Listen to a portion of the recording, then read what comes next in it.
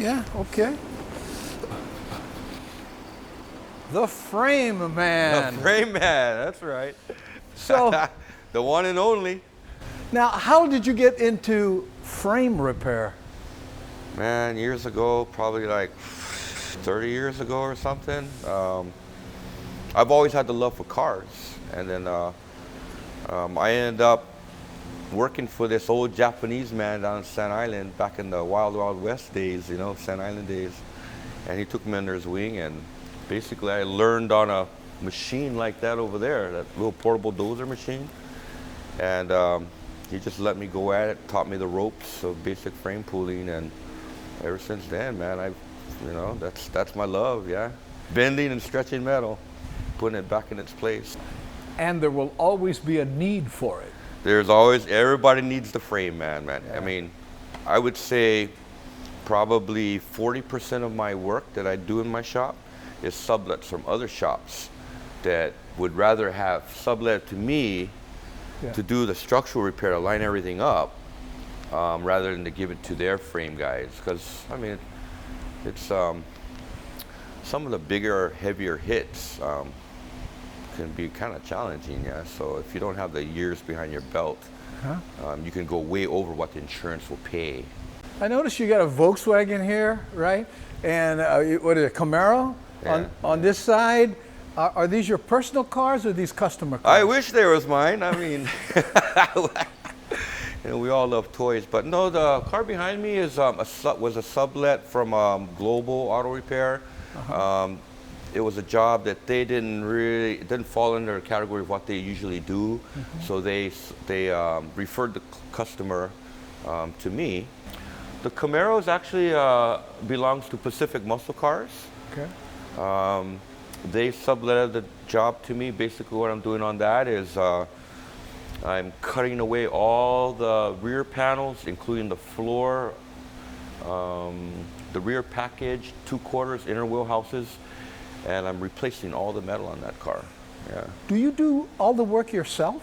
I do. I'm a one-man gang, and I'm fortunate to have my partner in crime, my wife over there. She helps me a lot, supports me, holds the panels up while I'm welding them into place, and yeah. So yeah, I do well on my own.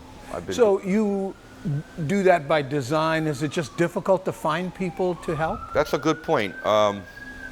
The way I see it, Andy, is, you know, you got guys out there in the automotive trade, and they don't have a job, and they're out there looking for a job. Something's got to be wrong. To me, any skilled individual has good skill, good attitude, good work ethic, show to work on time. Usually, if they have all those qualities, there's an employer out there that's going to do what they have to do to keep that employee. So, you know, I've went through a few back in the days, and it's more headache than it's worth. Yeah, I've adapted to pretty much doing everything on my own. You know, I'm here 7 days a week. Sometimes when normal people are home eating dinner, I'm still here pounding on cars and stretching metal. Yeah. Now, I'm seeing motorcycles here. Do you do motorcycle frames? I don't. If it's something really minor, I might be able to improvise my machines to do a little tug and pull, but I don't have any certified jigs or frame equipment specially designed for motorcycle frames. So I wouldn't want to say that I do that. Yeah. Well, most of the frame repair needs to be certified too. So if I don't have the proper equipment for motorcycle work, then I'd rather not sell it. Yeah. So I'm seeing the tat on your left arm and these two bikes. Somebody's been riding. Well, I've been around the block a few times. Yeah, I used to be back in the day patch holder for Kiwanimata Motorcycle Club. Great group of guys. Just for personal reasons, I decided to lay down my patch years ago, and I just ride solo and independent now. Yeah. But you know what? It's all good. It's as long as you're on two wheels and you respect the road, you respect the people around you, and you participate in some of the community things. I think it's all good, man.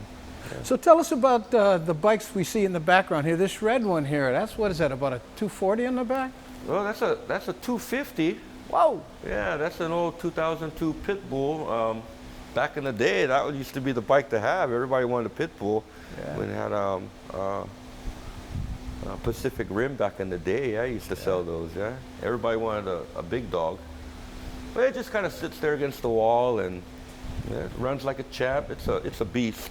Yeah. It's a beast of a bike, loud and obnoxious, but So it looks to me, and I'm just guessing, this is the bike you ride, and the one to your left is the one you sit in the garage, have a beer, and wipe on. yeah, this is the one, me and the missus, we go through a lot of mothers and polish, and you know, this is our baby right here. It's sometimes the trailer queen, you know, take it to the shows and stuff like that, but stock original 1963 Panhead, Harley-Davidson Panhead dual glide. The only thing that's not original on this bike is an S&S carb, because if it had the original carb, which I have, you'd probably end up kicking this thing about 30, 40 times before you can get it started. But with an S&S, it's a lot more reliable, a lot more rider friendly. And this is kick only. This is a kicker only, yeah. This is a original 6-volt, points and condensers.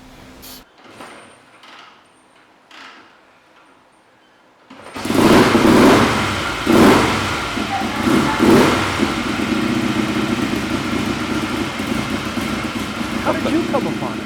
Well, I have a good friend that went out to Pennsylvania and bought this bike, and he shipped it back. And then upon getting it off the barge and taking it home, he kicked it over, rode around the block by his house one time, put it away, put the cover on. The next day he went to work, and he got into a work-related leg injury accident. And that was the last time he ever rode the bike. One time he rode the bike. Sat in his garage for years, a couple years, and then I got the opportunity and the pleasure and